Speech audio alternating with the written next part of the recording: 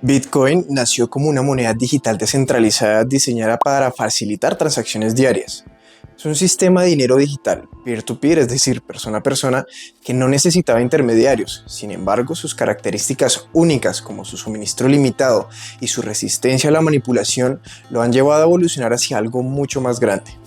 Un activo considerado como reserva de valor, con una velocidad de transacción más lenta y la confianza de los usuarios en su capacidad para preservar riqueza a lo largo del tiempo. Bitcoin ha sido comparado con el oro, convirtiéndose en un refugio financiero para muchos. Y en este video exploraremos una posibilidad que podría transformar el sistema financiero global. ¿Podría Bitcoin ocupar un lugar central en las transacciones internacionales y, por qué no, convertirse en la divisa hegemónica? Las preguntas clave que responderemos serán: ¿por qué Bitcoin es una alternativa al sistema financiero tradicional? ¿Y qué retos enfrentarían los países si Bitcoin se adoptara como la divisa predilecta que sustituye al dólar? Acompáñame en este análisis sobre cómo Bitcoin podría reconfigurar el panorama económico mundial y los desafíos que esto implicaría. Empecemos definiendo algo. ¿Por qué se reduciría el uso del dólar en las transacciones internacionales? Estamos viendo una tendencia muy clara. Los países están dejando de lado el dólar en sus transacciones internacionales. Tradicionalmente, esta divisa ha sido la reina indiscutible del comercio global, pero hoy las cosas están cambiando. Tomemos como ejemplo a Rusia, que ha estado firmando acuerdos bilaterales para realizar pagos en rublos, alejándose del dólar. China, por su parte, no se queda atrás. No solo ha incrementado el uso del rublo en sus transacciones con Rusia, sino que también está promoviendo su propia moneda, el renminbi, en acuerdos comerciales. Esto se enmarca dentro de su ambiciosa iniciativa, el Belt and Road, un gigantesco proyecto de infraestructura que busca conectar Europa, Asia, Oriente Medio y África con carreteras, ferrocarriles, oleoductos y puertos construidos en países estratégicos. China no solo fomenta la cooperación económica global, sino que también crea dependencia financiera en los países que reciben estas inversiones. ¿El truco? Muchas de esas transacciones en deudas están denominadas en renminbi, el RMB, aumentando la relevancia y el uso de su moneda en el escenario internacional. Como dice el artículo de Vanek, el uso de una moneda depende de su utilidad, la estabilidad percibida de su valor y la confianza en la disciplina fiscal de su emisor. Y parece que China está jugando muy bien sus cartas, pero no son solo Rusia y China. Argentina, Sudáfrica, Oriente Medio y el sudeste asiático también están comenzando a comerciar usando sus monedas nacionales para liquidar acuerdos. Este cambio no es una casualidad, es una señal de que el dominio del dólar enfrenta retos como nunca antes. A este proceso se le llama la desdolarización y está ocurriendo por varios factores clave.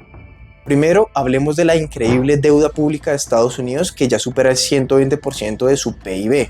Un país que se debe tanto a sí mismo y a inversores externos genera dudas sobre su capacidad de pago, y esto, como era de esperarse, crea desconfianza entre los inversionistas.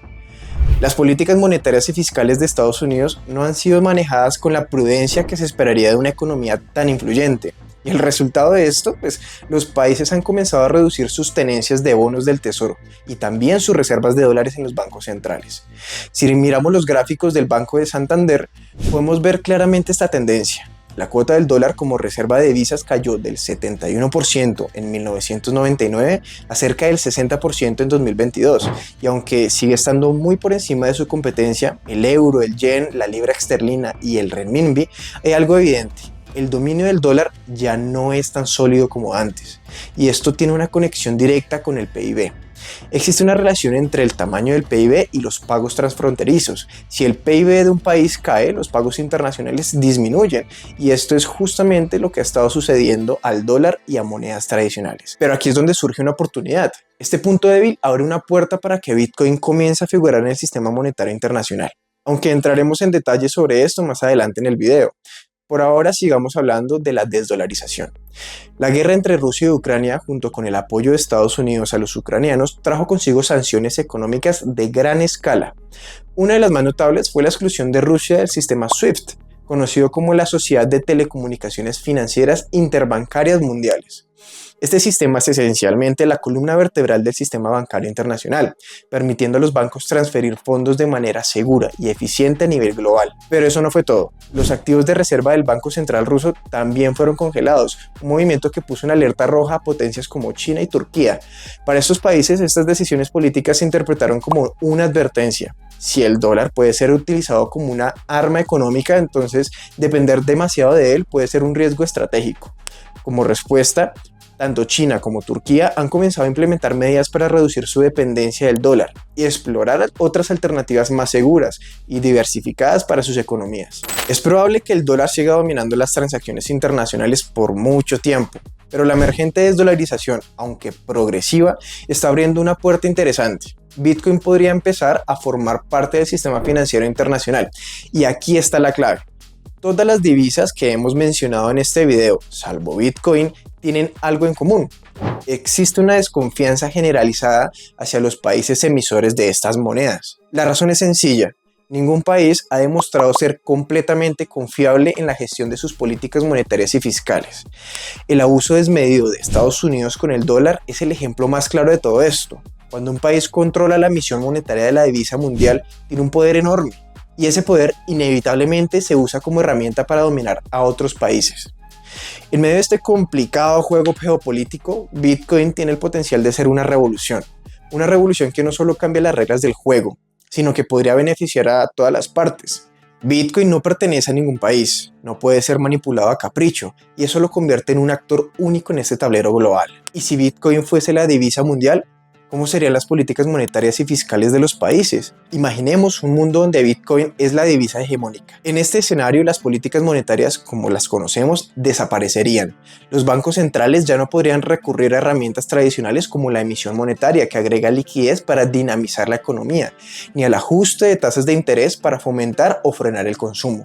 Estas políticas, ya sean expansivas o contractivas, están diseñadas para responder a necesidades específicas, estimular la economía, por ejemplo, en momentos de recesión, o contenerla frente a un exceso de inflación. Sin embargo, con Bitcoin esto sería imposible. Su protocolo es claro. El suministro está limitado a 21 millones de monedas, ni una más ni una menos.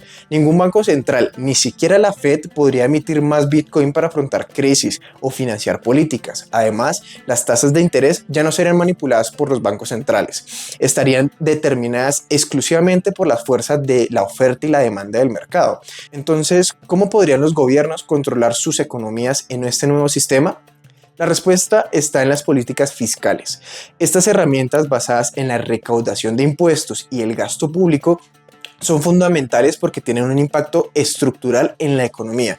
A diferencia de las políticas monetarias, cuyo efecto es rápido, pero temporal y a menudo deja secuelas, las políticas fiscales bien implementadas son más efectivas a largo plazo. Pensemos en esto como una enfermedad. Si tú tienes una infección, tienes dos opciones. La primera es atacar los síntomas, y la segunda es tratar la causa raíz.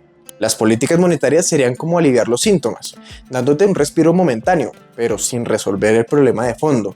Las políticas fiscales, por otro lado, serían el tratamiento definitivo, como un antibiótico que puede tardar en hacer efecto, pero que erradica la infección y te garantiza una recuperación completa. En el mundo ideal, combinar ambas estrategias sería lo más sensato, atacar los síntomas mientras trabajas en la solución de base. Pero Bitcoin cambiaría esta dinámica. Al eliminar la posibilidad de implementar políticas monetarias, obligaría a los gobiernos a ser sumamente responsables con sus políticas fiscales. Ya no habría un margen para financiar déficits imprimiendo dinero, por ejemplo, o para usar la moneda como herramienta de poder geopolítico. Por ejemplo, Estados Unidos, en su afán de ser la policía del mundo, no podría financiar las guerras ajenas simplemente emitiendo dólares. Sería forzado a actuar con mayor responsabilidad y a enfocarse en su propia economía. Además, Bitcoin despojaría a las naciones de su capacidad para imponer sanciones económicas a otros países. Pensemos en las recientes sanciones a Rusia durante su conflicto con Ucrania. Estas sanciones incluyeron la exclusión de Rusia del sistema SWIFT y el congelamiento de sus activos internacionales. Pero con Bitcoin esto sería imposible. Al no haber intermediarios ni autoridades centrales que puedan controlar su uso, ningún país podría impedir que otro comercie utilizando esta moneda. Bitcoin sería en esencia un dinero neutral, ajeno a intereses políticos y libre de manipulaciones. No será una herramienta de control ni un arma de poder, sino el ideal puro del dinero, un medio para comerciar. Sin embargo, en la actualidad no todo es color de rosas. Ya vimos cómo los países tendrían que adaptarse a Bitcoin, pero ahora toca hablar de cómo Bitcoin tendría que adaptarse a los países, porque seamos honestos, la red de Bitcoin, tal como está hoy, no soportaría la exuberante cantidad de transacciones diarias que se realizan en el mundo. Pongámoslo en perspectiva. Actualmente Bitcoin puede gestionar entre 5 y 15 transacciones por segundo, lo que equivale a unas 576.000 transacciones diarias. Suena bien hasta que lo comparas con sistemas como Swift, que maneja 45 millones de mensajes al día, o el sistema Chip, que procesa cerca de 350 millones de transacciones diarias. Para que Bitcoin pueda competir a ese nivel, necesita evolucionar, y esa evolución es crucial para su supervivencia como sistema. Pero antes de hablar de las posibles soluciones, entendamos el papel fundamental que juegan los mineros en todo este entramado. Los mineros de Bitcoin tienen una doble tarea. Por un lado, procesan y validan las transacciones, incluyéndolas en bloques que forman parte de blockchain. Y por el otro, aseguran la red resolviendo problemas matemáticos complejos, lo que conocemos como Proof of Work. Este proceso, conocido como minería, no solo garantiza la descentralización y la integridad del sistema, sino que también genera nuevos Bitcoin como recompensa para los mineros por cada bloque agregado. Además de esa recompensa, los mineros reciben las tarifas por las transacciones que procesan, y estas tarifas son especialmente relevantes a medida que se acerca el límite de 21 millones de Bitcoin. ¿Por qué? Porque cada 4 años ocurre el famoso halving, un evento que reduce a la mitad las recompensas por minado. Esto significa que en el futuro las tarifas por transacción se convertirán en la principal fuente de ingresos para los mineros, asegurando la sostenibilidad de la red en el largo plazo.